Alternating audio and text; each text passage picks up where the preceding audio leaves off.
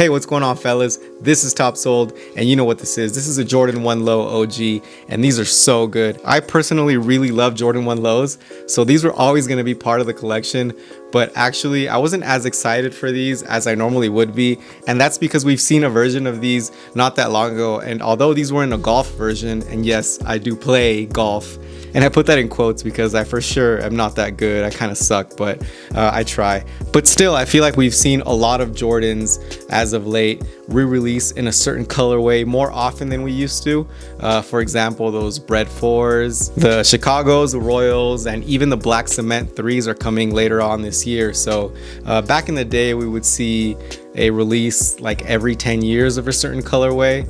And I mean, nowadays you just don't see that. It just seems like every other year we see a re-release of a certain colorway, which kind of takes away from some of the allure of a certain sneaker. I know that the military blues are coming later this year, and that's a personal favorite of mine, and I've been waiting a very long time for those. And those actually release in May, I think, and it's been about 15 years, I want to say, since the last release, and I couldn't afford those back in the day, so I'm so excited for those. But that's what I mean. I really prefer that. I feel like that sort of gives this sort of mystic feel to a shoe, and then when it finally comes back, there's a lot more hype for it, and that's just not the case anymore, which, I mean, I'm not complaining because I really love these, and in fact, now that I got them in hand, I think I might need another pair. But anyway, let's go ahead and talk about the details of this sneaker.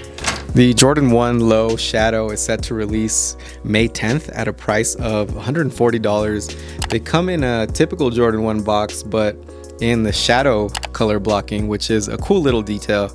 It comes with two sets of laces, a black and a gray.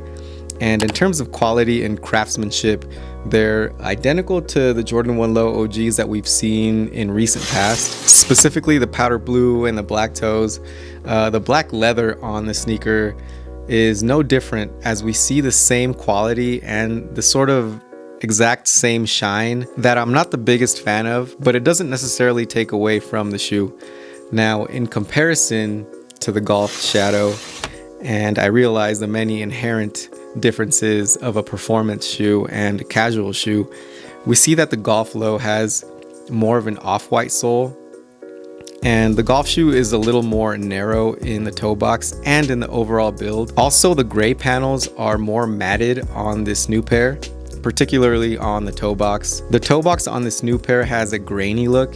It's almost like a nubuck if you look at it from afar, and I love this. It's probably my favorite detail on this shoe. The contrast between the shiny black leather and the matted gray is pretty awesome. It's very reminiscent of the Mystic Navy, where we see a similar effect, except it looks so much better here. I think this color combination is above and beyond.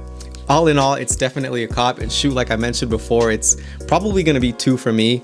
That's how good these are, especially on feet. Now, I don't know if I'm going to go for them right out of the gate, because if you guys know how the sneaker market is right now, especially on Jordan 1s, it's not that great, and I think we've seen every Jordan 1 Low go on sale lately. They definitely sit, and I have seen some sizes go on sale, which is just nuts for me because that was never the case, but it wouldn't surprise me if that was the case for these.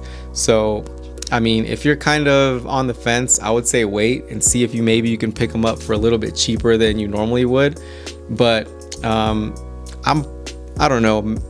I'm still not sure if I'm gonna wait or not, because they're that good in my opinion. And I guess if they sit and they go on sale, that's good news for the true sneakerheads. Now, as far as fit, I would say they fit just like the previous Jordan 1 Lows. The only thing is that the Mystic Navies were a little bit on the bigger size. I would say these are more like the powder blues or the black toes. I would say go true to size, especially if you're a wide footer, but if you have more of a narrow foot, maybe consider going down half a size if you don't want any of that heel slippage. Aside from that, it's a great shoe, and I'm very happy that they've made a retro. So let's go ahead and go to some more on feet. Hope you enjoy, and I'll see you guys on the next one. Peace.